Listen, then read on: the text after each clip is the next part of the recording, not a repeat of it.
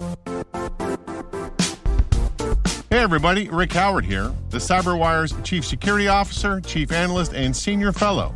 I want to remind you that I will be hosting the CyberWire's Quarterly Analyst Call this Friday from 1:30 to 2:30 p.m. Eastern Standard Time. I've invited two experts to the CyberWire hash table to discuss the most impactful stories from the last 90 days. Roselle Safran, the CEO and founder at Key Caliber, and William McMillan, the former CISO for the CIA and currently the SVP of Security Product and Program Management at Salesforce. And you all know as regular listeners that cyber news comes in fast and furious and in large volumes. It's hard to tell what's important and what's not. In this show, we're going to hit the pause button and try to figure it out. Come join us. It's always fun and you might learn a thing or two. You can register at the CyberWire's website. Just click the register button at the top of the page that says CW Pro Q3 Analyst Call. And I hope to see you there.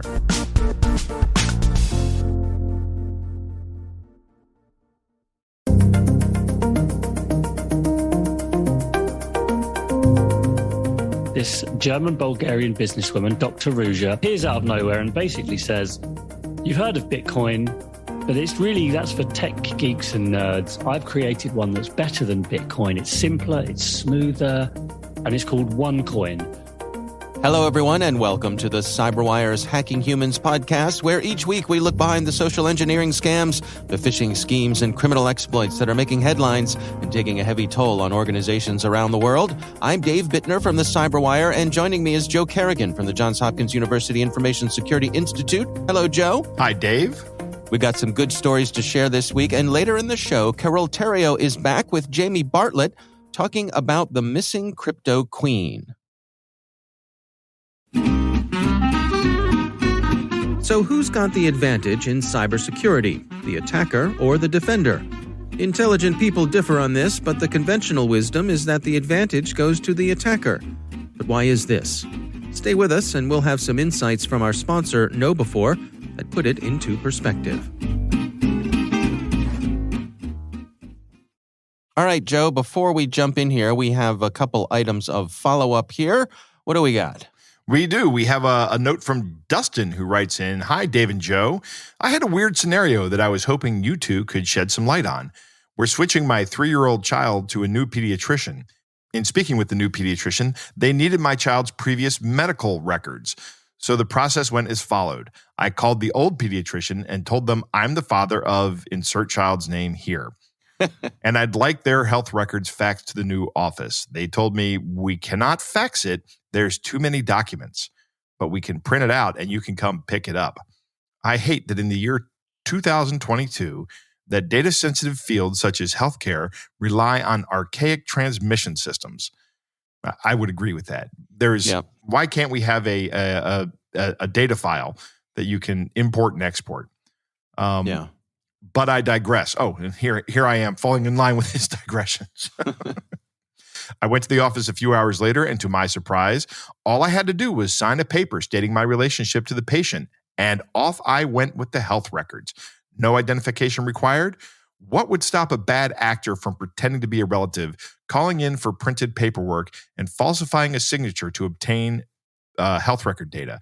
I'm not sure if this is just laziness on my previous pediatrician's part. Parenthetically, he says, which is one of the many reasons we're leaving them, or if this is something other people should be aware of. I would love to hear your thoughts. Thanks, Dustin. This is very interesting. I suspect there's probably a combination of things here. It could be a little bit of laziness. I'm not familiar with the chapter and verse of HIPAA regulations and what is required versus what's recommended in terms of health records. I would imagine this is a low risk kind of thing. I mean, the odds that someone would call in for the medical records of a child and then also show up in person to gather those records, I think that's probably very small chance of that happening. Yeah. And does the staff know who you are? I mean, they might recognize you and go, yeah, that's the kid's father. Right.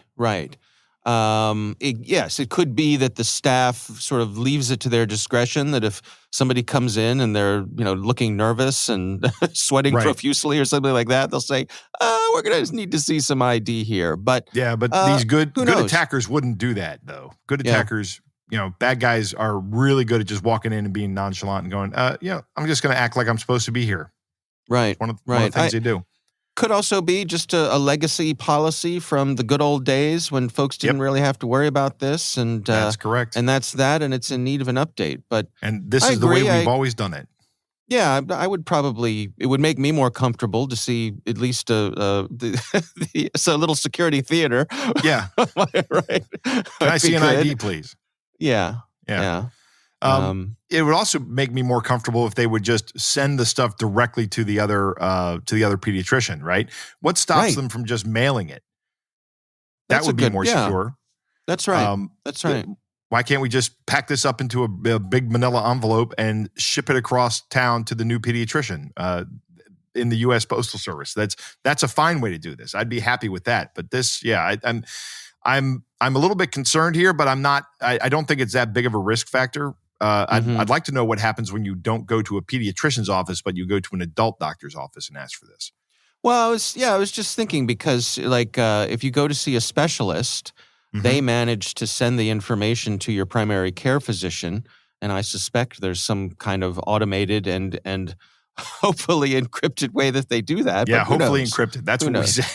Yeah. Encrypted. I mean, we've talked before about how it's sort of a pain in the butt that your primary care physician can't email you things because email is not considered secure enough for medical stuff, but faxes are. And, right. So, yeah.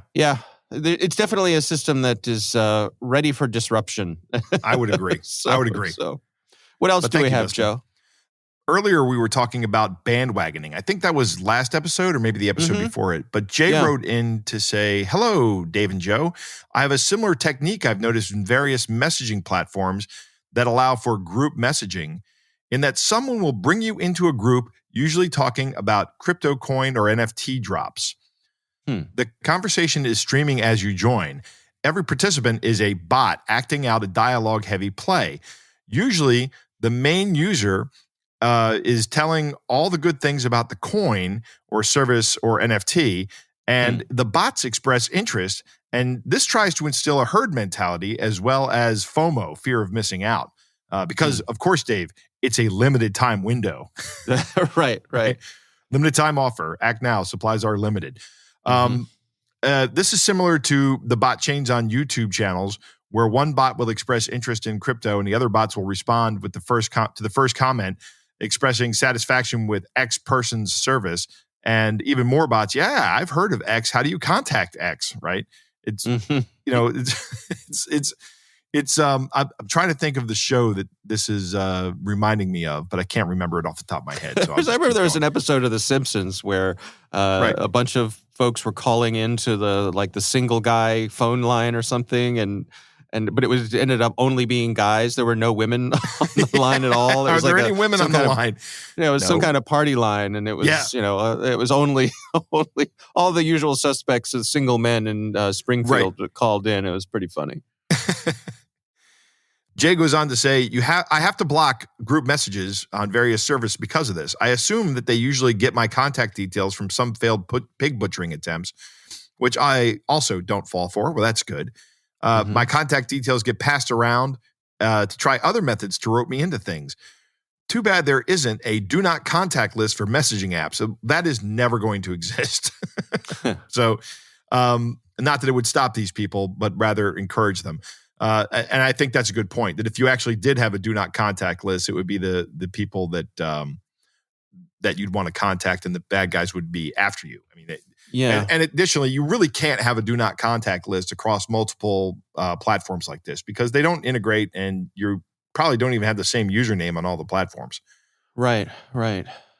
Yeah, I mean, I think about just for plain old vanilla text messaging that you can, for example, you can set it up to, if someone's not in your contact list, it'll go into a different folder, which is a nice way to filter some of this stuff. But you're right, cross-platform, various social media services, I'm not sure how you could get a handle on this. But Yeah.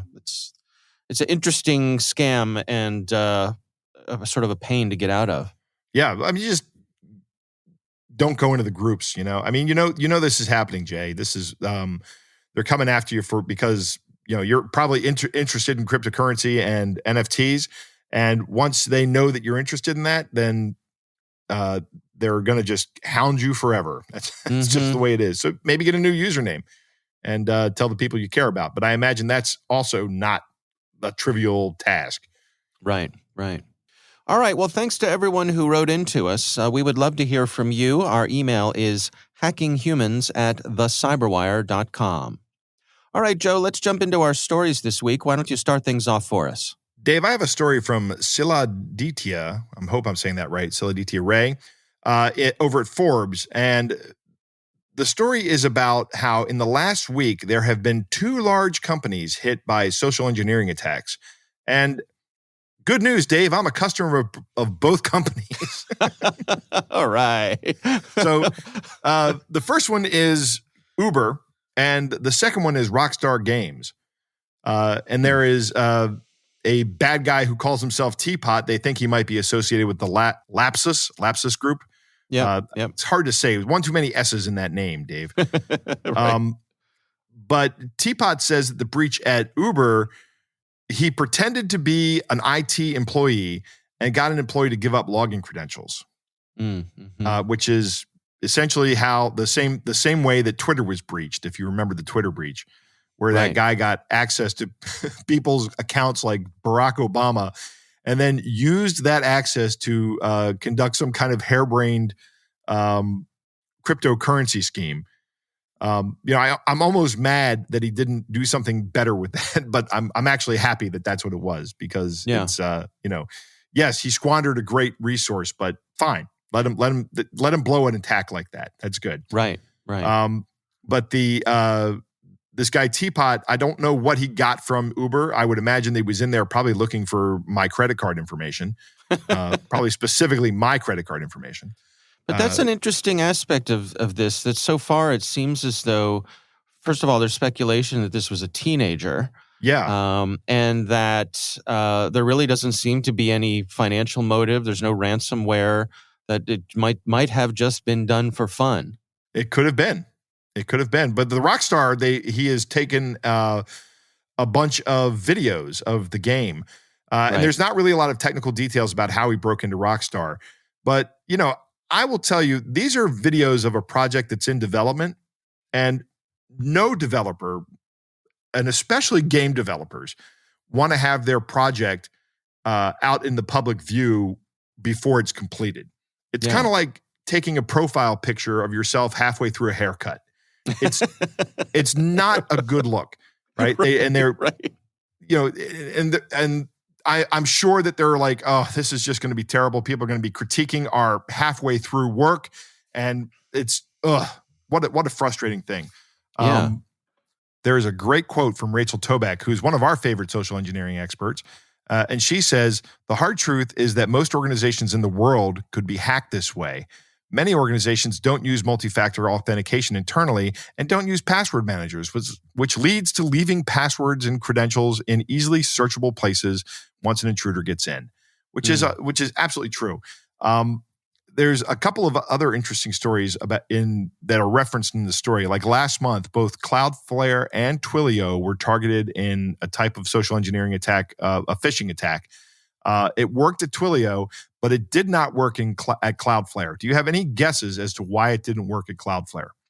I'll take multi-factor authentication for 500, Alex. Very good, but not specific enough. Because they were using hardware tokens for multi-factor authentication. Huh. So they have, at Cloudflare, all their technical staff has to use a hardware token to authenticate. And this article points out that in 2018, Google said that, get this, Dave, zero of its 85,000 employees had been successfully phished in over a year because they had implemented hardware token-based authentication. Well, I read in some of the stories that one of the ways that this person got into Uber was just by pounding the victim with multi-factor authentication requests. Send me the number, send me the number, send me the number. And so eventually just wore the person down where it just got exasperated and said, just leave me alone. Here's the number, leave me alone. And that was it. Yeah. Yeah, and that's not possible with like a FIDO Alliance key, like a YubiKey or a Google Titan or anything else that's FIDO Alliance compatible or approved. You can't badger somebody for it because it's public-private key encryption, and you just can't get it. IGN, who is a game news source, is reporting that the FBI is now involved, so maybe there will be some consequences for Teapot. I don't know that that's the case though, but they have caught other people like this in the past, so maybe. Mm-hmm. Yeah. Well, here's hoping. Right. It's an interesting story, and we will have a link to that in the show notes. Joe, for my story this week, I want to start out by asking you, in your estimation, what has been the most covered event in the world over the past couple weeks? It is. I'm going to guess that it is the untimely passing of Queen Elizabeth II. Yes, I believe you are correct. Okay. I have no numbers. I have no actual numbers to back up this claim, but it feels right, and therefore I believe it's true. It's like when a pope dies, Dave. There's just, that's all the news talks about. Yeah. So I have an article here from securitynewspaper.com, is an aggregator of security news. And it's titled, Phishing Alert, Giving Your Condolences for Queen Elizabeth II Can Leave Your Data in the Hands of Cybercriminals. This is from research from Proofpoint, who's a cybersecurity company. They've been seeing some fraudulent emails where the bad guys pose as Microsoft. And what they're saying is, I'll read you a little bit of the message that's going out here. It says, Microsoft is launching an interactive AI memory board in honor of Her Majesty Queen Elizabeth II. To complete it, we need the assistance of our users. Pardon me. It says, within this board, neural networks will accumulate, analyze, and organize millions of memorable words and thousands of letters and photos, receiving them from all over the globe. It gets memos from famous people, people close to the Queen, and people who just want to say some words of sorrow. Today, we are writing the global history, each of us, and all together, no matter where we are now, a heavy loss unites us. You can learn more or take part in the creation of the Elizabeth II memory board in your Microsoft account. And then there's a box to click that says Her Majesty's Memory. And Joe, what do you suppose happens when you click through to leave your fond memories of the Queen? Oh, I'd bet almost all my money that is a phishing landing page for your Microsoft 365 credentials. You are correct, sir. Yes, I win. That is exactly what it is. And evidently they're using some kind of phishing framework called Evil Proxy, which is a reverse proxy landing page, which helps them harvest credentials and also try to bypass multi-factor authentication. So, yes. This is something that we talk about all the time, how these folks will use a world event to push people's buttons. And this story emphasizes that as well, that really what they're doing is they're manipulating everyone's emotional state.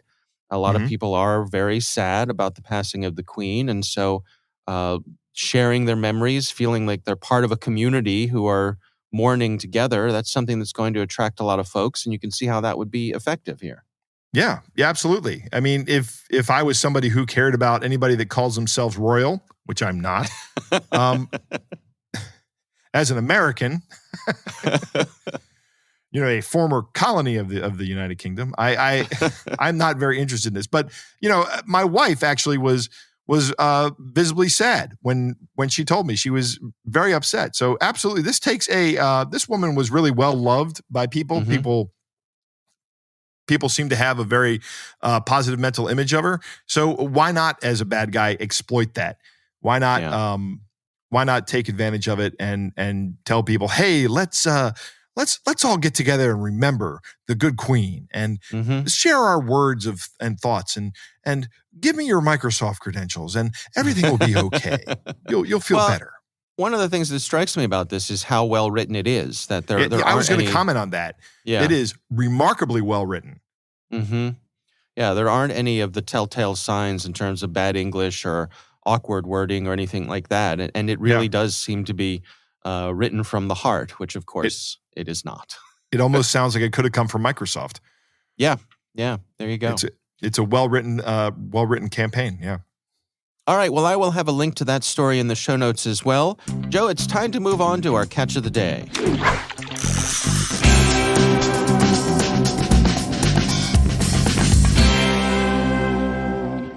Dave, this is a first, I think. Our catch of the day actually comes from us.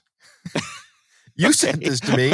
This was sent to an email address at the CyberWire. And I included this mainly because I wanted everyone to know it happens to all of us. That's right. This kind of attack, we all get subject to. You wouldn't believe the emails we get here at the CyberWire. I'm sure. But here's one. It says, "Dear friend, I am Vladimir Petrova, a citizen of Ukraine. I am the only surviving son of my parents. My dad and the rest of my sibling were executed by Russian troops during their raid in the city. I was able to escape with 2 luggages because I was at the basement of my dad's house when they came to attack us past midnight. I'm presently in the border town and was able to send you this mail.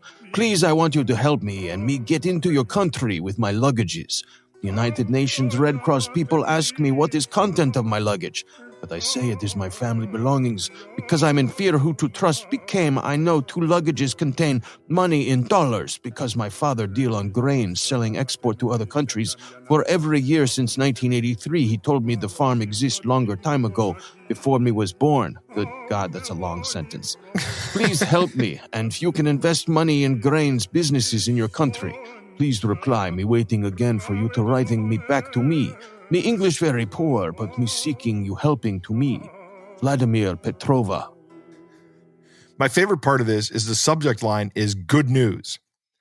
Dave, what monster thinks that his family being executed is good news? I don't know. Yeah. That's terrible. Mm-hmm. The English is, of course, horrible, but you know what? He tries to pass it off by saying, "Hey, my English is poor, but I'm hoping that you help me." I almost wanted to read that last line as Cookie Monster. Me English very poor, but me seeking you helping me. What's in the suitcase? Cookies. Well, that would work. There's social engineering that would work on me. Cookie Monster. Me too. Cookie Monster came to me and said he needed help smuggling a bunch of cookies. I'd be on board. I'd be like, "What kind of cookies are they?" Right. Are there any raisins in those cookies? Yeah. No? Okay. Come on in. Let's help you. Very good. Crap. They got me. They got me with the Cookie Monster scam. I thought they were chocolate chips, but they were raisins. Ugh. Right. All right. Well, pretty obvious what's going on here. I mean, they're trying to get you on the hook. This is the standard thing where they have a loot box scam where they're telling you they need some help getting large sums of cash out of the country. He's going to ask you for money for train tickets or something, and then plane tickets, and then it's always going to be more money. That's how these things work. If you send them any amount of money, all they're going to do is ask for more. Right. All right. Well, thanks to whoever sent that in. Oh, wait, that was me. That's right. So thanks to the scammer for sending this to the CyberWire and giving me the opportunity to share it here on the show. We would love to hear from you. If you have something you'd like us to consider for the show, you can email us. It's hackinghumans@thecyberwire.com.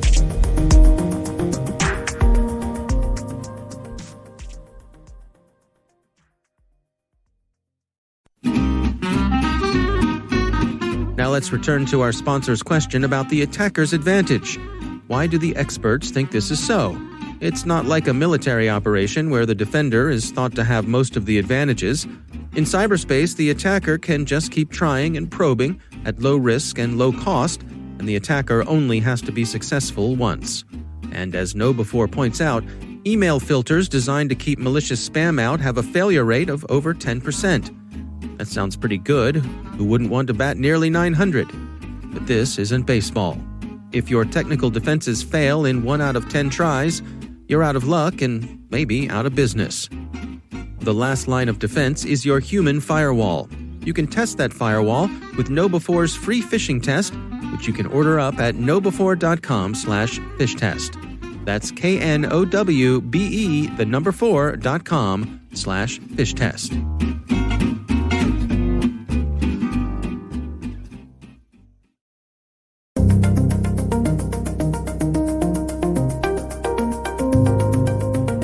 Joe, it is always a pleasure to welcome Carol Theriault back to the show. And this week, she is speaking with Jamie Bartlett, and they are talking about the missing crypto queen. Here's Carol Theriault. So, Jamie Bartlett, best-selling author of The Darknet, Radicals, and The People vs. Tech, has now released a brand new, much-anticipated book called The Missing Crypto Queen. To my mind, Jamie, you are the world's authority on the woman who is said to have robbed $200 billion by scamming folks into believing her one-coin cryptocurrency was the real thing. And only last month, the perp, Dr. Rouge Natova, was added to the FBI's top 10 most wanted list. So, Jamie, thank you so much for coming on the show. It's an honor. No, that's quite all right. Yeah, 200 billion, that's maybe quite high. Right. Depends how you measure a scam. But it's definitely one of the biggest Ponzi scheme of the last 20 years, for sure. And I guess me and the FBI, we're the two people that know her better than anyone. If you listen here, these are the pages. I can see it. Yeah. Of your hardback book, The Missing Crypto Queen. I've only scanned it so far, but it's on my August reading list. Let me know how you enjoy it or not. Yeah. I will. Well, I want to know, are you glad that it's finally finished? Are you glad the book is out? Well, it's horrible writing books. And I don't want to sound like I'm a whinger because I'm lucky to be able to do it, but it's very stressful, especially this kind of story.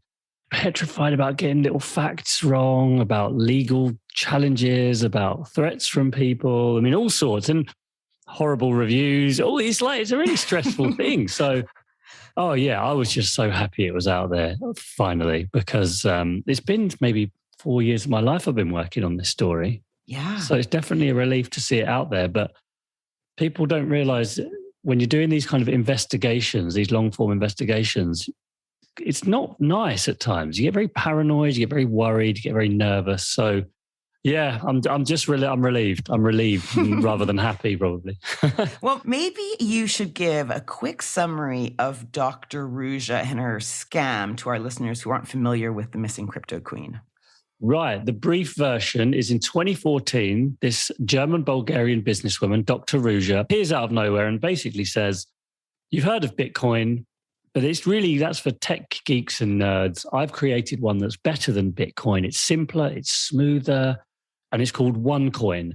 And we're early days. So just like how Bitcoin went up in value, OneCoin will go up in value. And it was quite unusual, though, because it was sold through multi-level marketing. You know, like Avon and Amway and Tupperware and Herbalife. So she said, this is a kind of unique spin that we've got. Anyway, 18 months later, 1 million people have invested something like 4 billion euros into OneCoin from 175 countries, Japanese businessmen to Ugandan rural farmers. I mean, everyone you can think of in between. And then in October 2017, Dr. Rouge gets on a flight from Sofia, Bulgaria to Athens, Greece, and just disappears. And the whole thing is essentially an old-fashioned pyramid scheme, really, but just with crypto branding laid on top. And she hasn't been seen in public since. So no one knows where she is at this point, right? Well, maybe I do, but you'll have to read the book. Because you've flown all over to do some research for this book, didn't you? Oh, yeah. I mean, it's a combination of going places and on the ground and checking out her yacht and checking out her sort of holiday home on the beach and to her old addresses and all those kinds of things. But also a lot of online research, a lot of sightings, because we've had hundreds of sightings, hundreds of tip-offs. And especially since the FBI added her to their top 10 most wanted fugitives list. I mean, it's nonstop. And the funny thing is, I'll get one phone call saying, I have definitely just seen Rouge in a bar, in a beach bar in Greece. And then the next day I get one saying, I saw her yesterday. She's in Thailand. Wow. People's sort of recollection of things. It's been really fascinating to see, actually. We're nearly always wrong.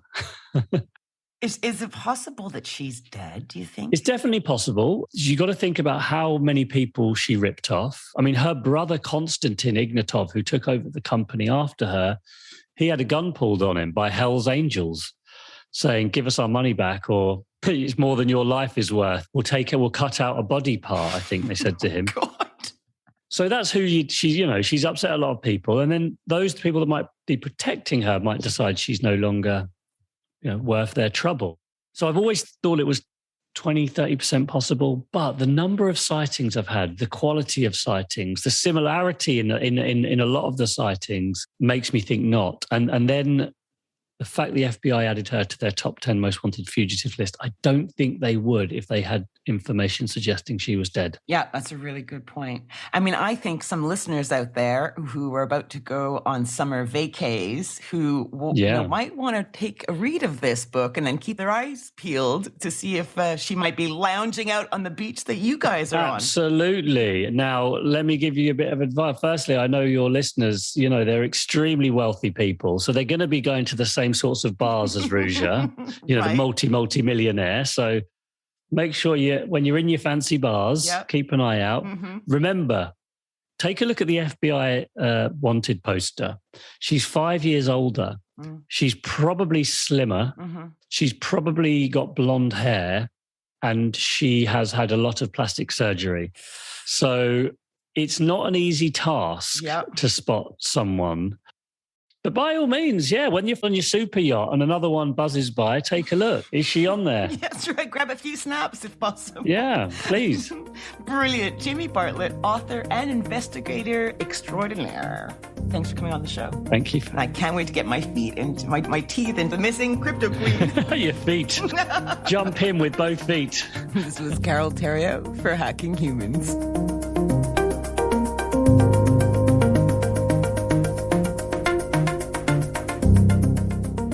Joe, what do you make of this? Dave, I have been fascinated by this story since I first heard the interview that Carol and Jamie did on our show a while ago. Yeah. It was years ago. But I went out and I listened to the entirety of that podcast, The Missing Crypto Queen, and now Jamie has written a book. I might pick that up.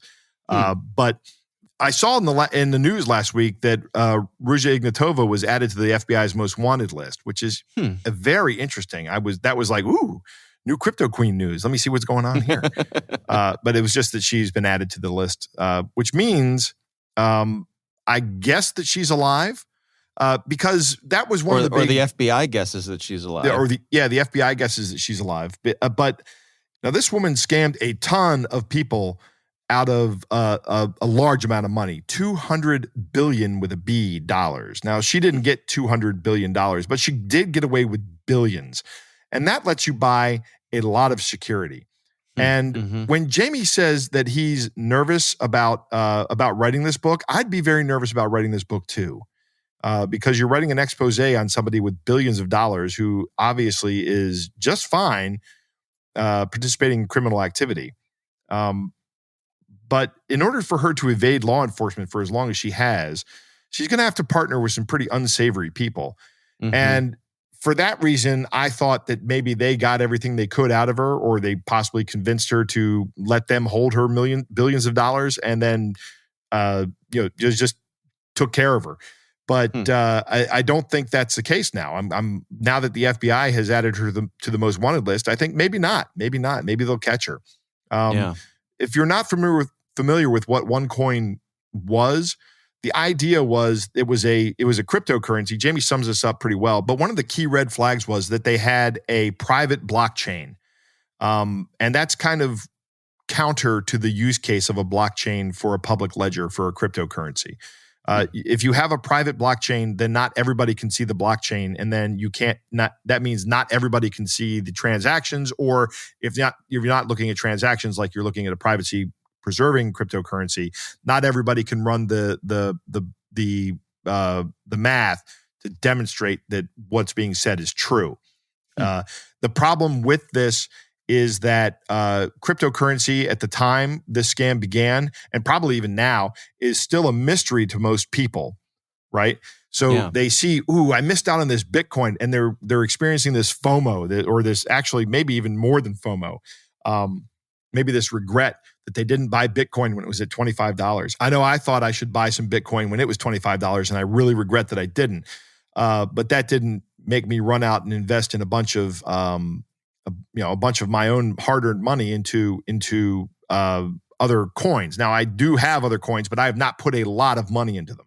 Mhm. So it's something that if you're going to invest in cryptocurrency, even today, I would say if you're going to buy any cryptocurrency, even Bitcoin or Monero or Zcash or whatever, if you cannot afford to just light that money on fire, don't buy a cryptocurrency with it. Right. Yeah. If Yeah. that would have an adverse impact on you, don't buy, because you may be doing just that. We don't know where this is going. Yeah. There's not a lot of history here, but this was a scam. That was OneCoin was a scam cryptocurrency built on multi-level marketing. So, which is why she didn't get the $200 billion, because some other people, when other people sold the cryptocurrency, they'd get a cut. So it's like a scam built on top of a scam, Dave. Yeah. Yeah. Absolutely. And I hope they catch her. This woman has ruined a lot of lives. If you listen to the podcast, to Jamie Bartlett's podcast, I think it's just called The Missing Crypto Queen. Mm-hmm. You'll hear stories of people who have lost life savings.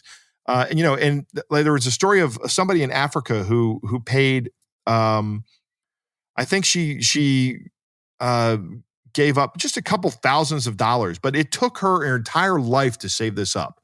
And, here in America, we don't think of somebody with, losing a couple $1,000s as a big deal. But in Africa, that is a completely different situation. That's like losing tens of thousands or even hundreds of thousands of dollars. Yeah. It's a bad scam. And this woman it didn't care who she was impacting. She just went out there and sold this stuff and got a bunch of other people involved in it to sell it. And they made billions, and everybody else suffered. Everybody else lost out. Yeah. All right. Well, our thanks to Carol Theriault for bringing Jamie Bartlett on the show. We do appreciate it. We do appreciate all of them taking the time for us. And we want to thank our sponsors, KnowBe4. They are the social engineering experts and the pioneers of new school security awareness training. Be sure to take advantage of their free phishing test, which you can find at knowbe4.com/fishtest. Think of KnowBe4 for your security training.